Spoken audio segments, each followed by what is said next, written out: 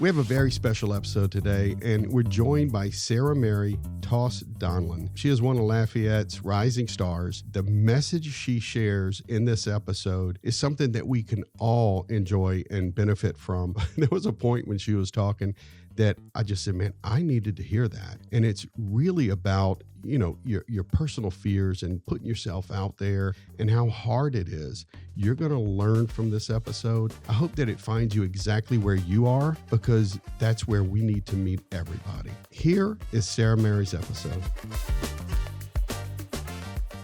Hey, welcome in. I'm so glad we connected. Thank you, Jeff. Me too. We scheduled this quite a ways out. I'm glad it's finally here. Hey, but the timing is right. Yes. This is when we're supposed to do it. I appreciate you coming in. You're a little bit different than most of our guests that we have on, and that is such a blessing, especially this time of year, because you have taken, just tell me about the route you've taken to get where you are today, because it's pretty neat. Oh, you're so kind. At a young age, I had a pretty deep spiritual experience that set me up. I just had a desire to make the world a better place, basically. I wanted to offer hope and healing. And what I had to grapple with, though, is that in order to offer authentic hope and authentic healing, I was going to have to be broken and I was going to have to be hopeless, because you don't get to do those things unless you've experienced it yourself. And so, through some challenges of life, we all go through them. But I pursued my Master's of Divinity at Boston College. I got there and I said, okay, great. Next stop, Rome. I'm going to Italy. I'm going to work for the USCCB. I'm going to speak on women's issues in the church. That's my next step. I got a job at the Archdiocese of Boston, ended up realizing that change, I think, is really going to happen in individual hearts before it happens in the larger system. But it kind of shook me, my ideal of what was next for my life. I thought I was heading to Rome right after. And it made me take a step back and really reevaluate the way in which I was going to offer that hope and healing. But it did throw me into a faith crisis and a crisis of what I wanted to do with my life, what I was always dreaming of. It was a 5-year journey to kind of heal from that experience and those questions. Had a great spiritual director who sussed out that I was called to be a speaker. Something I've always known, maybe in my head, but resisted in my heart for a while, because putting yourself out there, especially with your spirituality or your faith, it's a very vulnerable thing. Yep. And I was scared to lose it. I didn't want to put it out there and then lose it. And so, but after that, we finally said, Lord, I'm too young. I'm too old. I'm not smart enough. I don't know everything. And he said, I've called you. So we started Sarah Mary LLC a couple months ago, and I'm beginning the route to my speaking career. That is outstanding. So let me make sure I heard, though, because there's a lesson in here for our business listeners. Right. You were really clear about your path. Yes. And you were on track. And then you realize, wait, this is not the right path. Mm-hmm. Don't you think, though, that you had to go through that? 100%. Yeah. I think anybody wrestles with, this is the business plan. This is what God's calling me to, for sure. And then it's almost like as we evolve, our vision changes, and maybe sometimes our dream doesn't go with that vision or that person you're becoming. Yep. And so it's a crisis moment. It's a fork in the road where we all have to say, okay, wait, this is what I thought it was going to be. Did God shape me elsewhere, Yep. Or did my business plan need to adapt to this new person that I've become, to the way the world has changed even? Yep. So I think we can get stuck in what we think we're supposed to do when God or the business platform is trying to open you up to something even bigger and better. Yeah. So the key to that really is listening. Yes. And then following what you hear. Right. Am I right? Yes. Yeah. Listening and following. And I think malleability in a leader, in a spiritual or business, is the most important thing you have to have. You have to be able to adapt. You got I finally get it kind of light bulb moment. Yeah. But that is true. Mm-hmm. The first book I wrote was called Business Mulligan. Mm-hmm. Like a golf mulligan. You take your first shot.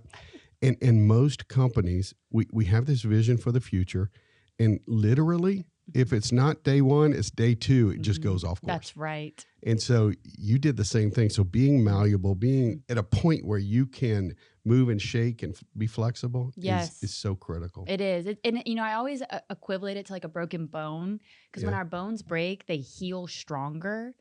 So it's almost like sometimes we have to break. That's really we have good. to bend so we come back stronger. Yeah. So you definitely feel like you are stronger and you're on the right path. Oh, well, you know what? I don't have a fear of losing anything anymore. I think I only have opportunities to gain, and I'm going to be reformed and reshaped. And I know as I travel up new mountains, I'll get more horizons and bigger viewpoints, and God's going to shape the next change. But right now, I'm trying not to get too far ahead of myself.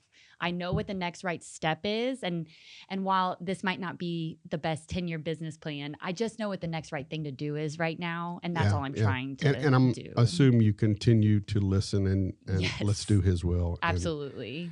So what gave you the courage or the feeling that I'm not going to lose anything right now? Yeah. Because that's what, the imposter syndrome and all of these things where I don't want to fail. And most people are wrestling with that. And what gives you the confidence that, you know what, see where it goes. I don't have anything to lose. I think because I hit rock bottom emotionally, I think because I've been all the way at the bottom of, I lost everything, of that feeling of, everybody's going to hate me, or they're going to misunderstand me. They're going to pick me apart. Who am I? I don't know as much as this person. I need to train up.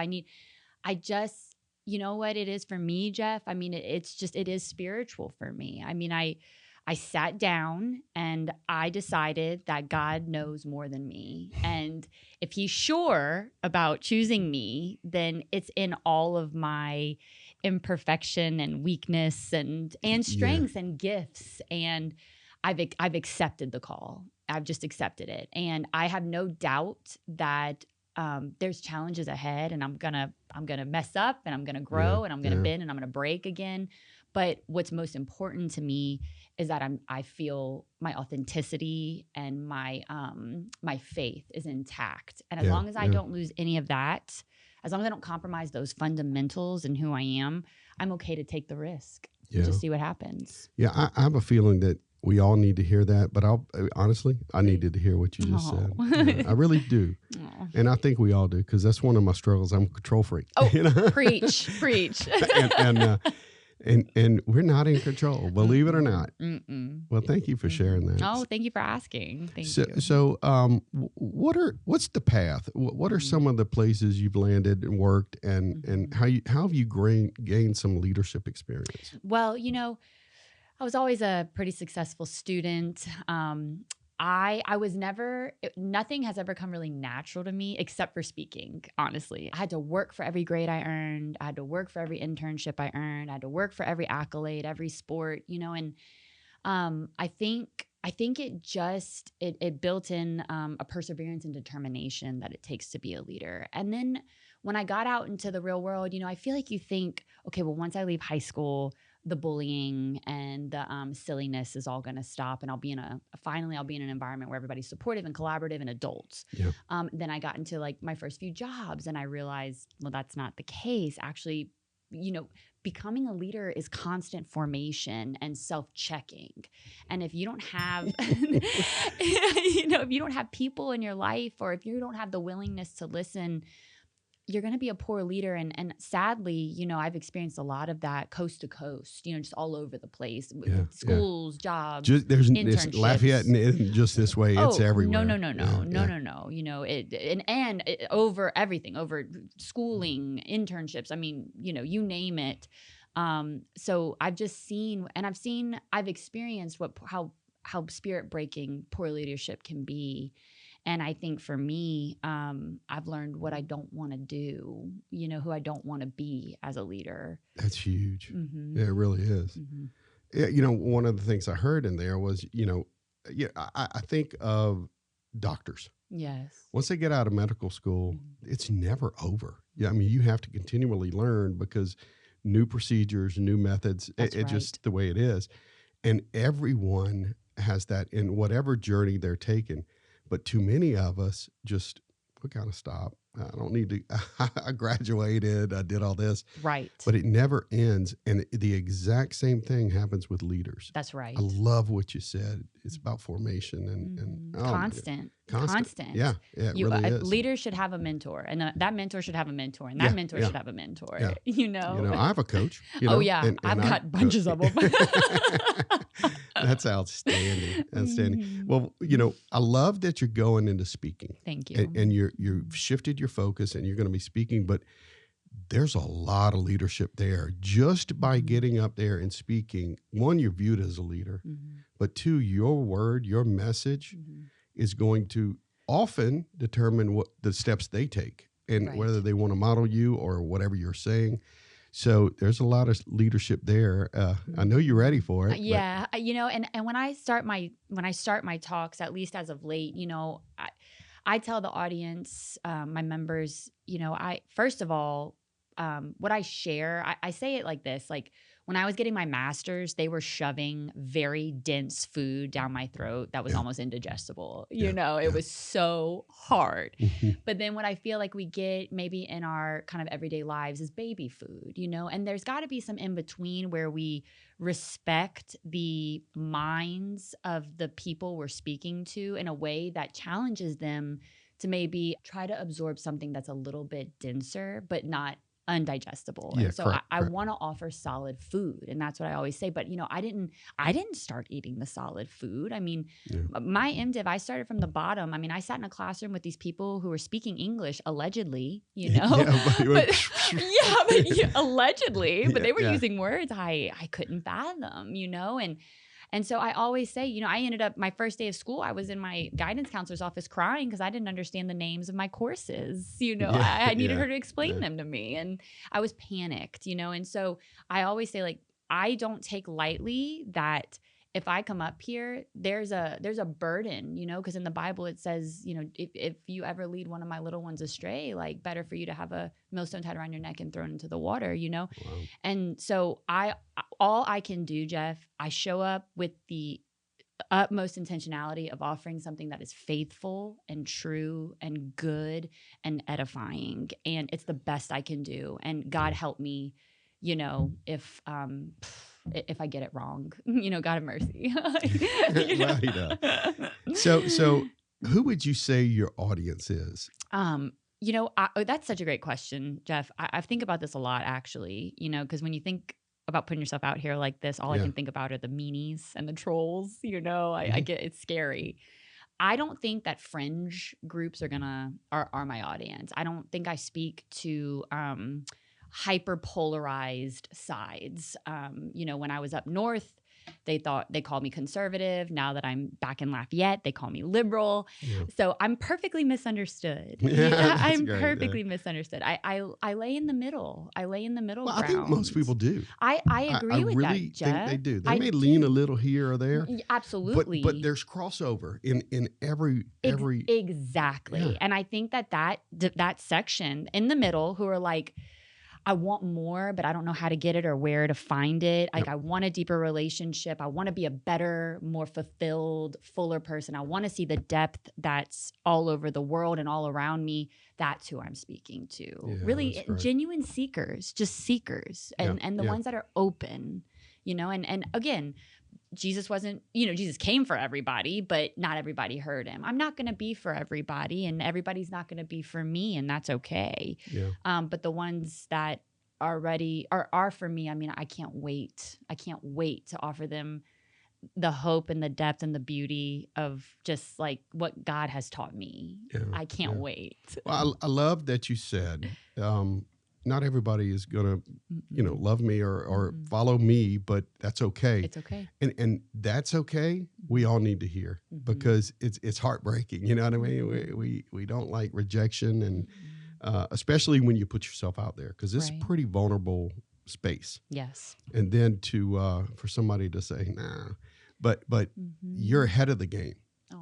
Getting going because it's stinking hard. It is so stinking hard. It's and when I think about businesses and, personality differences and leaders and employees, for a leader, you have to be a chameleon in many ways. You have to be able to lead individual people in the ways they need to be led, and well, and here we go. and they're gonna need to be led in different ways, 100%. And that's a burden on a leader, and it does, like you said, it's heartbreaking when you get it wrong and somebody misunderstands you. Yeah, correct. It's hard. Correct. Yeah. Well, I'm all about growing and growth and audiences, and you have an audience to grow. So you're already ahead of the game. You know who you're going after. What are your plans for growth? Like what is the plans for SarahMary.org and LLC, right? Yeah. Tell me about that. Okay, so right now it's kind of been quiet building up until this point. I've received some great opportunities through some women in business opportunities. Also, I did a 5-part series at a church on mystagogy, which is just like a deeper look at the mysteries of God. So I think my plan as of now, you got to get the fundamentals, the website. I'm getting the speaker reel, the letter, hello, my name is, this is what I do. Would you like to meet me? That. But then I think, honestly, there are some markets of formation opportunities that I think maybe could benefit from what I've learned. So I'd really love to be in schools, Christian schools. Yep. I think even I work on something called human flourishing. So I read this book by Tom Morris, and it's called If Aristotle Ran General Motors, and it's a philosophical take on a philosophical and spiritual take on formation, on leadership formation, and what it should really look like when we invest in the human person, because all organizations are persons building on one another to create a system. 100%. And I think what happens is we forget, we flip that, and we think that the organization is the mechanism and not the people, but it has to be people first and then mechanism for long-term sustainability. Yep. And so anyway, that's all just to say, I think that I can offer, there are these big groups, especially in the Catholic tradition, of these leaders who are running organizations, but they bring their Christianity with them. And I think that there's a space for me there, if sure. Maybe not, obviously not every company, not major publicly traded, but there's a space where I think some spiritual formation and just human flourishing, the philosophical take on the human person, could be beneficial as well. So I think it's been a quiet build, get the fundamentals. The next step is to start speaking and just get the word out there and let people know I exist, basically, which is the scariest part. So I'd be lying if I told you I wasn't putting it off. You find a way to resist the launch. I know all about it. Trust me. That is great. So I definitely I want to put the book in the show notes. Okay. What if Aristotle ran General Motors by Tom Morris? Yeah, I'll put that in there. Yeah, it's life-changing for me. That's amazing, and I want to support you any way I can. So how can our audience support you? Well, in growing. Give me a chance. They can give me a chance. Any speaking opportunity, I would love it. I think that I don't think my audience is the high school realm. I don't think that's. I'm always open, of course, to have small group conversations, but I do think I'm university level up. Got it. So I think any stage, any retreat, any conference, if there is a desire for human formation in a company, I think if I was invited there could be some really tangible benefits from that. Teachers who need to acquire in-service hours or continuing ed, if I could get recommended there. So honestly, just word of mouth, especially down here, when somebody approves me and then recommends me, I think that's the way my business will organically get started. Yeah. And then ideally, grow from there. But again, I'm just trying not to get ahead of myself just yet. The silent formation, is that what you said? Yes, right. Quiet forming. Quiet formation. Yeah. The fact that you know that is really because most of us have an idea. We ask a few friends, what do you think about that? And they say, it's great. And then we just go. Yes, right. And then it's, what is it? Ready, fire, aim. Right. You know what I mean? But you're putting a plan together. I'm trying. Yeah. I'm trying. Again, maybe not for the Fortune 500 company. This is just how I felt God called me to start it. And honestly, I'm typically the bull in the china shop. I mean, I just let me roll and we'll figure it out, like build a parachute on the way down. Yeah. But for this thing, there was just something very sacred about it. And so this is special. This was special. Yeah, And I'm resisting who I naturally am, which the bull in the china shop, that can be virtuous, but it can also turn into a vice. And so God has had to he's had to help me, help me stay calm and be patient and allow it to be a slow process. And it's changing me, to build this, and it's sharpening me, I should say. God, Sure. God's not displeased with my bullness, but but there's a time and a place for it, and there's a time and a place to be patient. That's right. Oh, that's huge. Okay. I don't know. I need to go back and look at the record because lately we've had some people with some, light bulb moments, but that is a big one. Thank you. One of our guests once said, "Go slow to go fast," which it sort of reminds me of this, but it's just, it's such an important lesson. It is. It really is. And it's hard. I mean, it's hard for entrepreneurs. Especially if it's not your nature. That's right. Yeah. Mm-hmm. Especially for an entrepreneur who just can see that vision and can't wait to get there, I mean, so it's just been a sacred experience, and I'm just trying to be obedient and and I'm sure many of your guests have said this, it's that constant fear. I mean, fear doesn't win when you feel it. It wins when it keeps you down, and so having I see you, I'm going through you. I see you, I'm going through you. Yeah. Constantly. I mean, it's scary. There is nothing not terrifying about starting a company, a business, an organization. Nothing. No doubt about it. Nothing. No doubt about it. Mm-hmm. Unless you're crazy. Unless you're not crazy. Yeah. We're all a little crazy, but really crazy. Yeah. I kind of want to talk about why you're building this organization this way. Okay. And I have a sense that I don't know if I would call it a lifestyle business, or is it you're hoping that you can give this part of your life to help other people live. So as far as your life goes and the hours that you want to keep, the travel and things like how you deliver affects how you live. Right. So what are your plans there? Okay. I mean, you thought a lot about that? I mean, it's so funny because I've been dreaming about being a speaker since I was a child. Yeah. Since I was a child. I mean, I go back to journals. Everybody said, if you won the lottery, what would you do? And literally I would speak. I'd be a professional speaker. I'd be traveling. I'd be all over the country and world. I'd be perfecting my French so I could give talks in French, Oh my goodness. I would be everywhere. And I think that a lot got lost in translation as I was growing up. A lot of people said, well, you can't do that if you want a family. And they instilled fears in me, and all well-intentioned. Nobody was trying to hurt me. Or other people said, well, like you're trying to be in the spotlight, or that's not a Christian virtue, And eventually I just had to come to terms with it was a desire put on my heart and a gift given to me from God. And I do none of it to amplify me, but I do it because I'm in love. I'm in love with who I call my God. And I have been since I was a child. And I feel like the lifestyle I want, yes, I want to be my own boss. And I want to lead other people because I'm really tired and I'm disappointed in what I see in leadership all over the country and maybe even world. And it saddens me that putting people before profit has become this ideal that is unachievable. And once you really grow up and you get into it, you'll understand profit comes. It's disappointing to me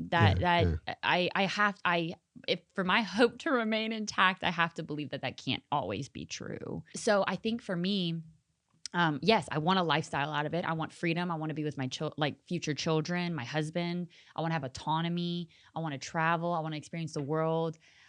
for me and my family. But and quite frankly, as I've gotten older, I'm like, actually, a speaking career would give me a lot more freedom to be with children. You can do it. Yeah, Trust me, you can do it. Yeah, It, actually, that fear is silly. That I don't need to fear that. The real gain of it all, though, yes, I want that lifestyle for me and my family.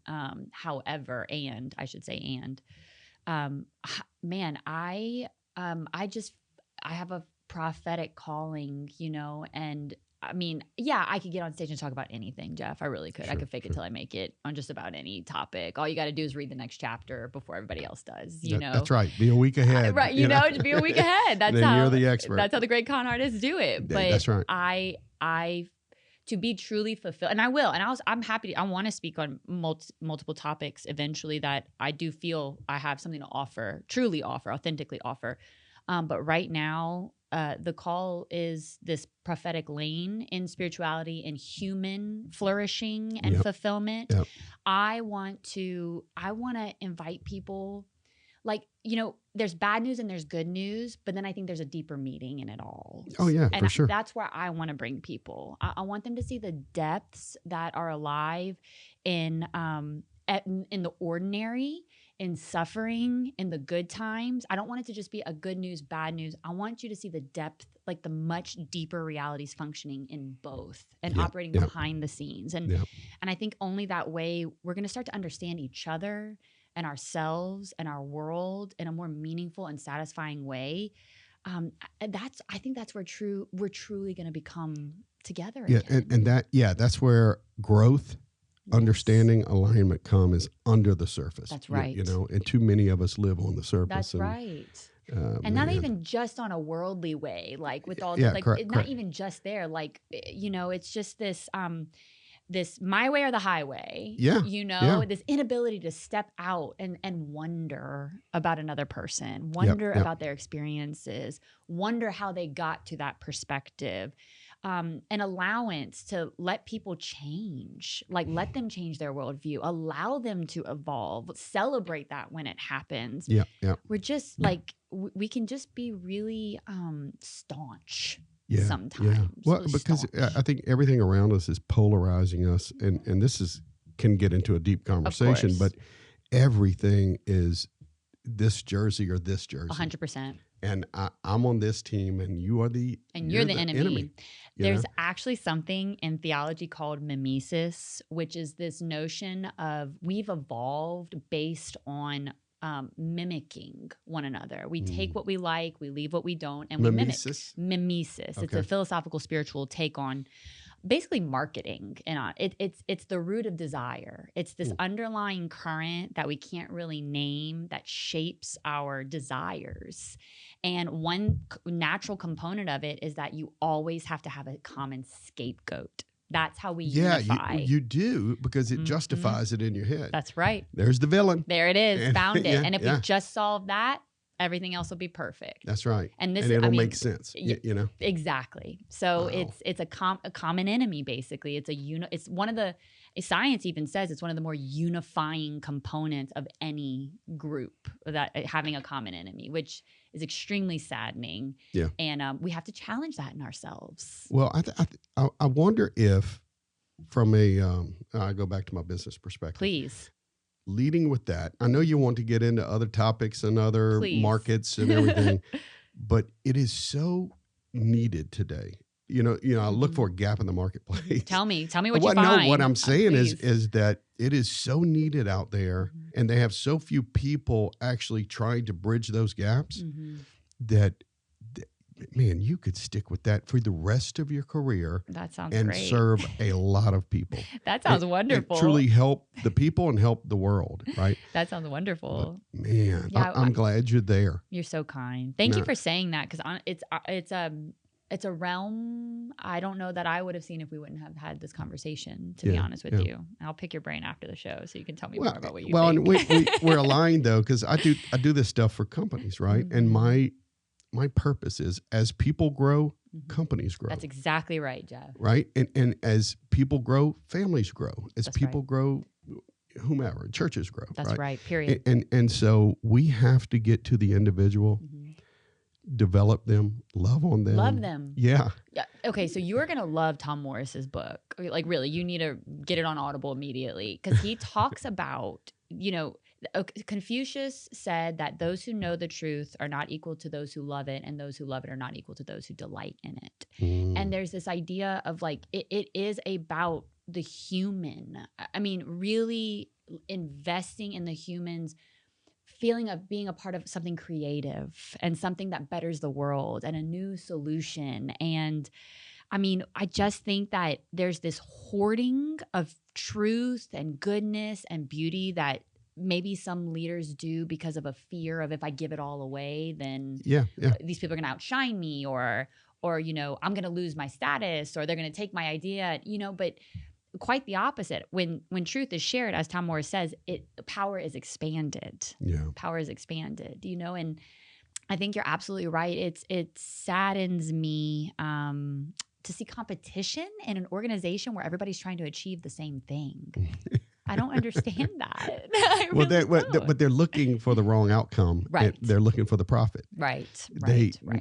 They have a hard time understanding, as we develop individuals, the profit will come. The scoreboard will reflect. That's exactly right. But it's the blocking, tackling, and passing and catching. It is. It's but too often we are looking up at the scoreboard and only looking at one thing. And then you blame the quarterback. Period. It's always the quarterback. Whoever. Yeah, everybody but you. Right. Everybody but you. Exactly. So that's crazy. Exactly. Well, I do. I love. I think that everything you're doing is beautiful. You're on the right track, and it will provide you with the life that you're looking for. Really, because your purpose is aligned with your activities. Oh, thank you. And you are rocking and rolling, and I so hope kind. and pray that it you just blow up, because we need it. We need you. You're so, like you said, if we can hit that gap, or if we can hit that need in the market, and that's what I'm trying to suss out. I want to offer hope and healing. I mean, I want to offer hope and healing, and again, letting it be a sacred experience where God guides that for me. Yeah. But I'll go wherever he says, I mean, the business world scares me, but that maybe that's why I should be there. There you go. But the great point is it's needed everywhere. It's needed everywhere. Yeah. And so just get up and go. Get up and go. Hey, thanks so much for tuning in. I hope you enjoyed this episode. And I'm going to ask that if you're a business owner, you're an entrepreneur, you're a supervisor at a school, anyone out there who's looking for a really interesting, meaningful speaker for your organization, sarahmary.org is how you can find her. She's young, she's smart, she's a ray of sunshine, and she'll come into your organization and really ignite the fire that you're trying to ignite. Thanks for joining us for this episode. Of course, if you know somebody who would be great on our show, please reach out to me at jeff@companygrowthacademy.com. And don't forget to like and subscribe so you never miss an episode.